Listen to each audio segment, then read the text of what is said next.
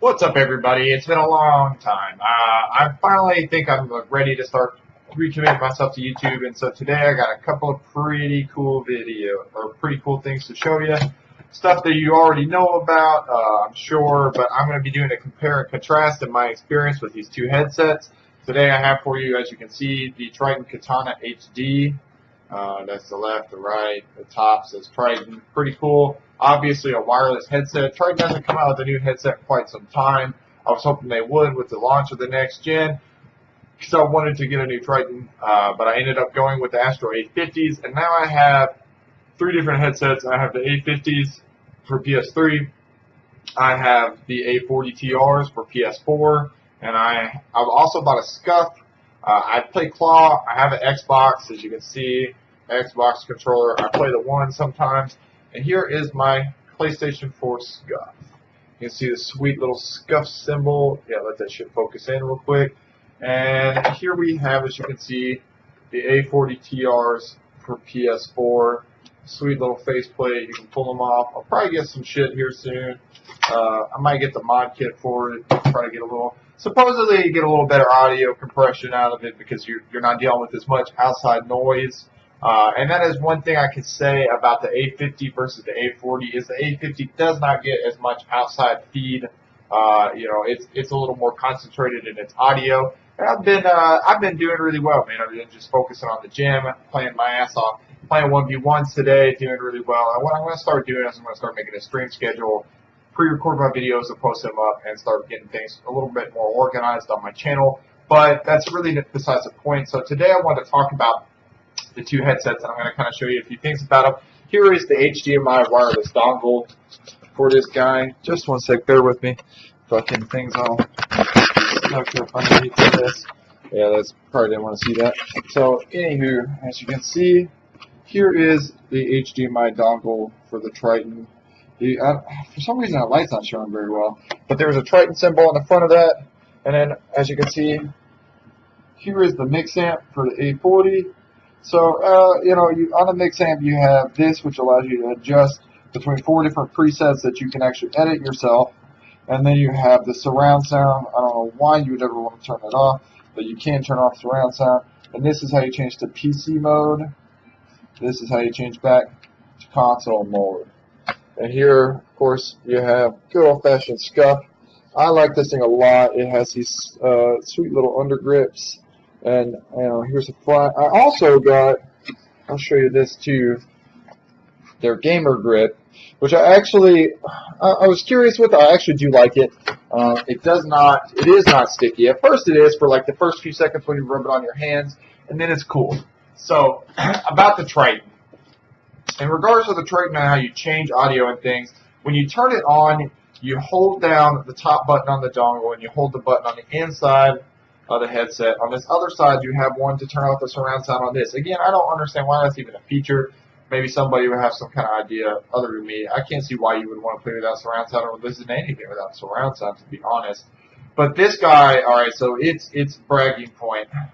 First thing I'd say about it, not necessarily the most visually impressive headset, and it does not feel as sturdy as the A40. I'll give the A40 that. The A40's got a little bit more metal on it, and it's also, like the plastic's just a little more sturdy, it feels like, and it's just better shaped. It's lighter in some regards, and I feel like it's pretty comfortable. I think the ear cups are a little bigger, and if you're fucking tall like me and you got big ears because you're tall, I think the A40 is going to be a little more comfortable. A50 as well.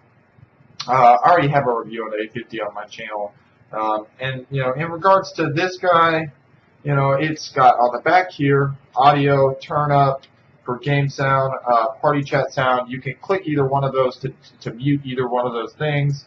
And then you have on the back here a little button, works similar to the A50, where you can 1, 2, 3, and change between game, music, and movie. And so, you have a couple of different options there. Obviously, the A40, you can make every one of your presets. You can't edit any of your presets. I'm not sure if Tritton's even releasing updates at the moment for this headset too, because it does need some updates. There's some things that don't feel like it's very well balanced on the audio, but overall, a great headset. Now, you might ask yourself, why do I have this when I already have these Astros? Well, because Astro deemed that you should pay $150 for a second fucking mix amp for the A40TR, which I did not know. Probably would not have gotten the TR for PlayStation if I had known that about it. I would have probably gone with a different headset that was cross-console compatible, because I'm not going to spend $150 on a fucking mix amp. That's ridiculous, especially because the mix amp is only $80 for the older generation, and the headset is still the same price. So suddenly, you know, the headset is worth less and the mix amp is worth more. Not really sure how that works. I think it was kind of a marketing scheme on their part. They could have easily made it to where it worked between the two of them. Apparently, it's just the difference between a chip that it uses. It was something they could have done, but they saw the opportunity to make more money between people that played on Xbox One already and had the Xbox One TR, I think, and then made this switch to PlayStation 4, you know, with the whole thing going on.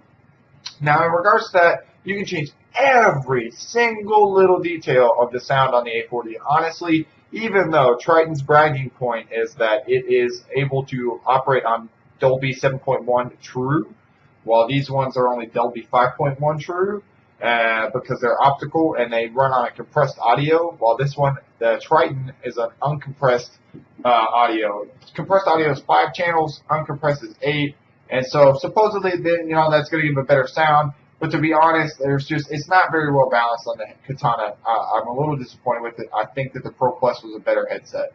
Now, in regards to the A40TR, it has phenomenal sound. I really do like the mix amp. It's easy to use. It's quick to change things. And, you know, going through the PC and kind of editing things. The only problem is things aren't very well labeled there, so you do have to do some background reading to be able to effectively use the Mix Amp Command Center, which is a new feature. I don't think it's offered on any other Astro headset at this moment. So there's a lot of flexibility in it. Now, if you're comfortable with the idea that you would have to buy a second mix amp for the other console that you want to use, then I think it's a great choice. And that's the thing. You can still listen to game audio on Xbox, but the problem is you can't chat with anyone. You can't talk at all. You can't buy that $30 thing to hook it up to the controller to make it work. It's just not an option. There's no real way for you to communicate with people on Xbox One, and it's a little frustrating in that regard. I won't lie. It kind of pissed me off. But regardless, I use the Tritton to play Halo. I use it to play Gears. I use it to play Black Ops 1, a couple of different things. And I like it. It also is compatible with Skype, Discord. It's cheaper overall. It's only $200 versus $250, I believe the A40 is.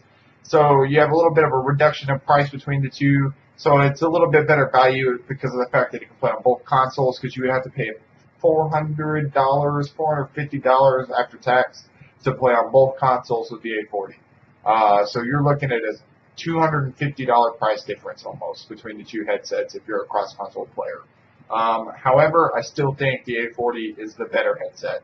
Now, we'll try to release some updates to make it a better sound quality. Hopefully so, because I think the sound quality is not premium audio. I would not say it is.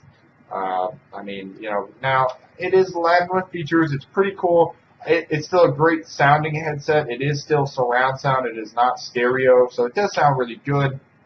But it could be better. I won't lie. It could be better at noise canceling too for outside volume.